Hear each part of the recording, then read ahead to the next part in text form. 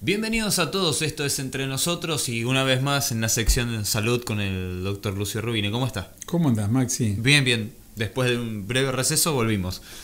Se los ve muy bien y recontra enchufado como siempre, así que vamos a aprovecharlo y le vamos a sacar el jugo. ¿Qué es el ébola?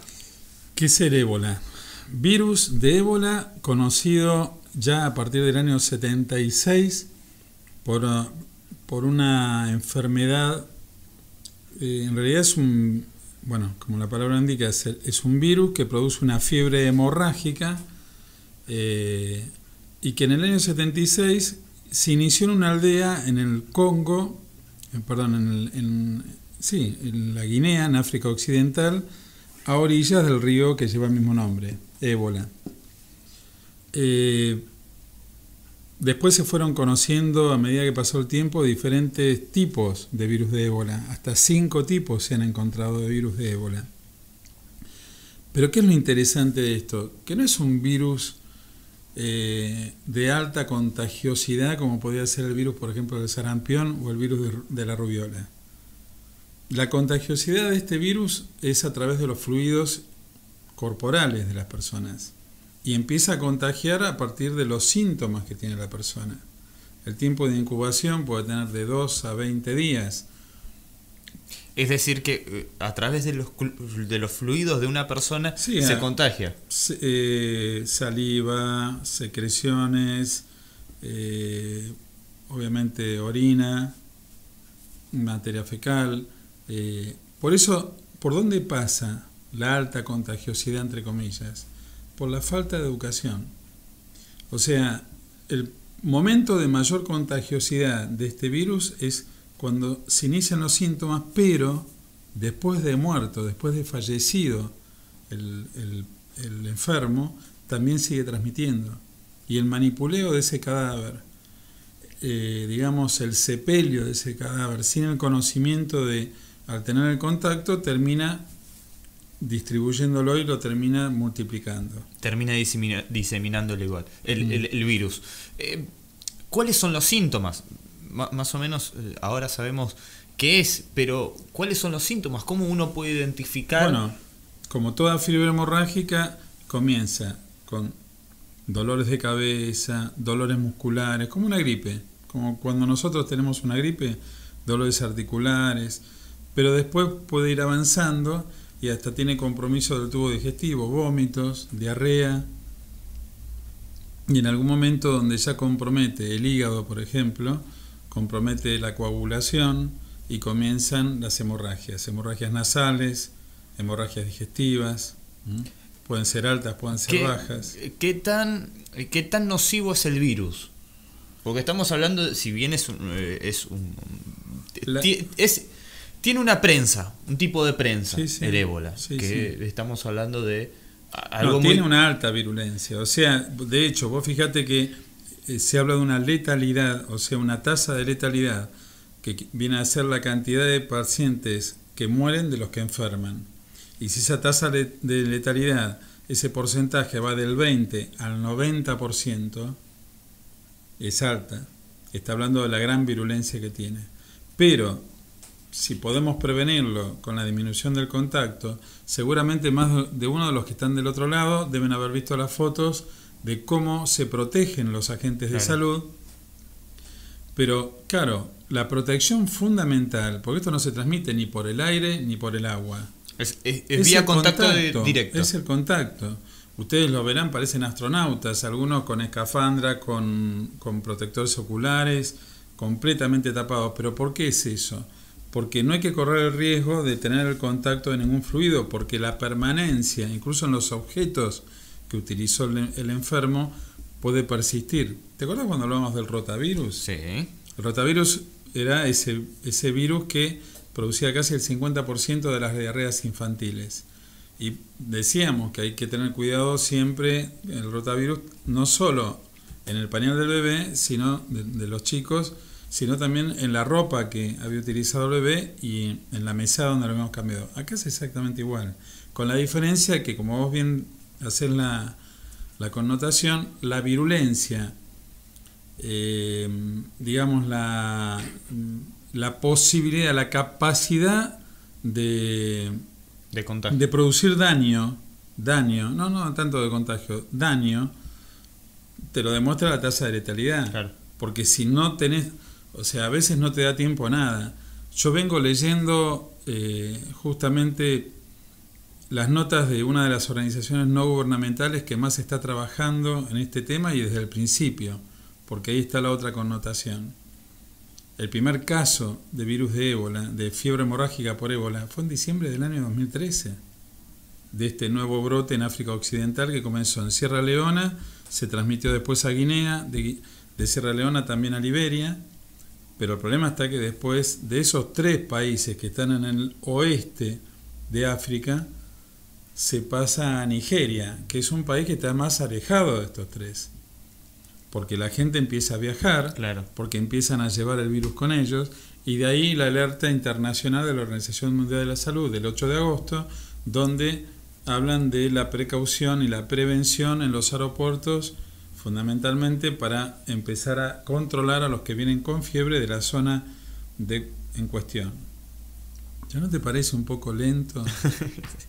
Que el primer caso de diciembre de 2013, yo entiendo, ponele que fue un caso, pero de diciembre de 2013 a agosto del 2014 tuviste más de 6 meses para armar todo un procedimiento y que eso no pase de Sierra Leona.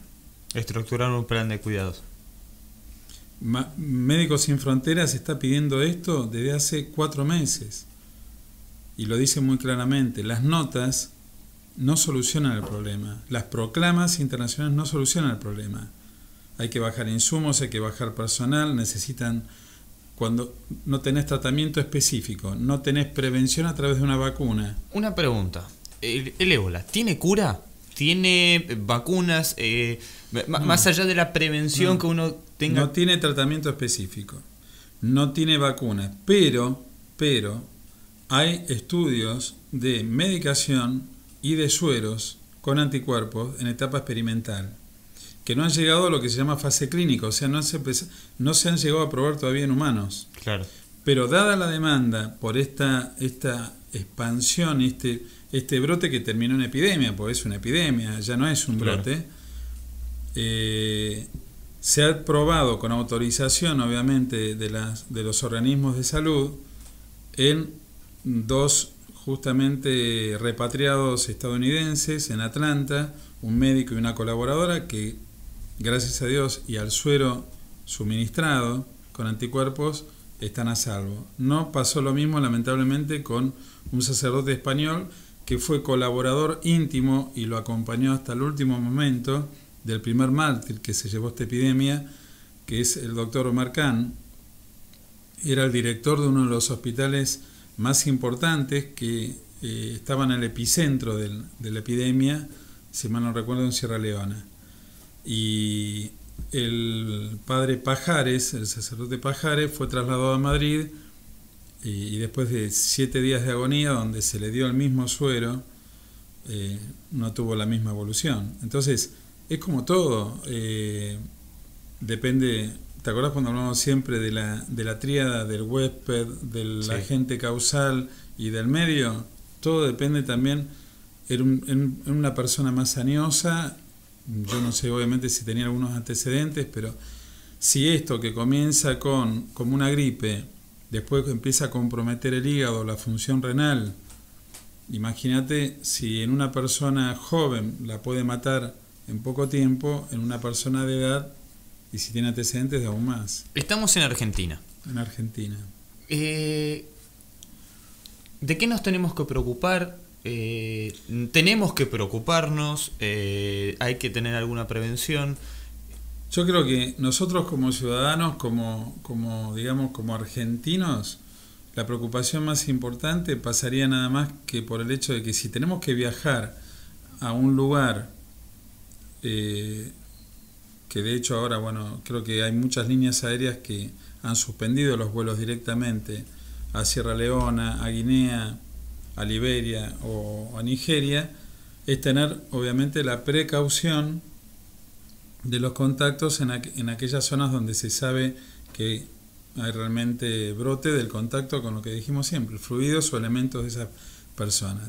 Son pocos, de hecho, nadie quiere viajar a la zona. Claro. Yo leía la nota también de un argentino que quedó varado ahí porque se cerró el aeropuerto y que él no hacía más que a través de internet comunicarse con la familia y decirle que se queden tranquilos, que él estaba bien, porque donde él estaba justamente se hacían los controles como correspondía. ¿Por qué? Porque la gente ya estaba educada, claro, ya estaba prevenida. Es decir, que uno de los medios de prevención es la educación. Fundamental, fundamental. O sea, si vos le enseñás a la gente a cómo controlar y no tener el contagio a través del contacto con el fluido, esto no va a pasar. Volviendo al tema nuestro, puedo decir Argentina, 20.000 kilómetros, 15.000 kilómetros, ¿qué nos va a pasar? Los controles se tienen que hacer. ¿Por qué? Porque si nos llega gente de allá con fiebre, esa gente no puede entrar al país, tiene que estar con los controles que corresponden. No sé de cuarentena, pero un mínimo aislamiento con la observación. Si estamos hablando de 2 a 20 días de incubación, entonces yo no voy a estar esperando justamente que el paciente tenga una complicación y ir a buscarlo donde ya está dentro del país. Si no, tengo que tenerlo aislado bajo el control o bueno, lamentablemente se tendrá que volver con los controles que corresponden a través de los organismos sanitarios, ¿no? ¿La Organización Mundial de la Salud dio algún...? El 8 de agosto se hizo una proclama a través de la directora de la Organización Mundial de la Salud, un anuncio internacional de precaución para prevención justamente de lo que estamos diciendo, de que toda la gente que viniera de la zona en cuestión tenía que ser controlada a través de los aeropuertos, a través de todos los medios de comunicación que eran más utilizados y que de hecho tenían que ya tener preparado los centros de atención. Acá, por ejemplo, en nuestro país tenemos como los 2 centros de referencia para control de casos sospechosos. Por un lado, el Hospital Néstor Kirchner, que es el hospital que tenemos acá cerquita, del Cruce Varela. Ese es el hospital de referencia. Y como laboratorio de referencia es el Instituto Malbrán. El Instituto Malbrán es el instituto de referencia de todos los análisis microbiológicos que tenemos a nivel país. ¿Algo más como para ir cerrando? Algo para ir cerrando. A mí me gustaría que utilicemos un poquito esta alerta del ébola para tener en cuenta que estamos... yo me acuerdo cuando en el Hospital Muniz mis maestros me hablaban, estoy hablando del siglo pasado, 1989, 90, 92, me hablaban de los cambios climáticos, me hablaban de enfermedades que nosotros leíamos en los libros y que pensábamos que nunca las íbamos a ver. Que quedaban allá a lo lejos. Y que nos decían, bueno, acuérdense de esto porque después del 2000 vamos a tener, y no porque eran gurúes, sino porque veían, se proyectaban con cambios climáticos, con la globalización, con el intercambio infernal que tenemos en este planeta, de que íbamos a tener enfermedades endémicas de un lugar, por ejemplo de Asia, en América, o de América en Europa, y es lo que está pasando. O sea, la gripe aviar, la gripe A, la pandemia que hemos tenido de gripe A, el hantavirus, la fiebre hemorrágica por ébola, la fiebre de Lassa, que es muy parecida, que también es otra de las enfermedades a tener en cuenta, leptospirosis, que bueno, ya es endémica, pero que nosotros la estudiamos y decíamos, ¿pero dónde hay leptospirosis? Acá, donde desbordes del río Reconquista tuvimos brotes de leptospirosis transmitidos a través del orín de la rata. Acá mismo en Quilmes tuvimos un brote muy importante al inicio del siglo, 2001, 2002. No hay que tener miedo, hay que informarse y hay que prevenir. Y más allá de informarse y prevenir, como llamado, quizás lo que están haciendo Médicos Sin Fronteras, con las notas que ellos siguen publicitando, dando a publicidad, valga la redundancia, de las falencias de organismos internacionales que, si queremos usar términos futboleros, a un digamos, le diríamos se les escapó la tortuga. Claro. Nadie está exento, porque a veces no se puede medir el alcance, la diseminación que puede tener una enfermedad, como en este caso es el ébola. Pero sí se puede medir y se puede prevenir si se toman los recaudos a tiempo. A mí me sigue entregando esta pregunta, por un lado, y hay una segunda pregunta que te la voy a dejar picando también. Si el primer caso fue en diciembre del 2013, y a medida que esto fue avanzando, lo que fuimos haciendo fue contar los casos nuevos. Tenemos más de 1.000 muertos, tenemos más de 2.000 casos sospechosos, y hasta ahora confirmados, creo que hay más de 1.000, pero no sé si están en los 1.100, 1.200. Si lo que hacemos es contabilizar y nos quedamos en contabilizar los casos y no bajamos con los insumos, porque si no tengo tratamiento específico, no tengo vacuna, bueno, tengo que recomponer los líquidos, tengo que tratar de estabilizar las presiones de esa gente, tengo que tratar de darle todo el confort para que el mismo organismo de ellos lo pueda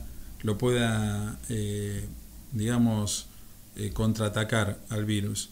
Pero mientras tanto, yo puedo prevenir con agentes y promotores de prevención en las aldeas, diciéndole a la gente cómo se tiene que cuidar, lavándose las manos, con agua y jabón. Con lo que íbamos al principio, con educación. Con educación y, por el otro lado, con implementación en terreno de lo que corresponde. No lo digo yo, lo están diciendo Médicos Sin Fronteras, que son los primeros que estuvieron actuando ahí desde el primer día y lo siguen haciendo hasta ahora y lo siguen reclamando a viva voz.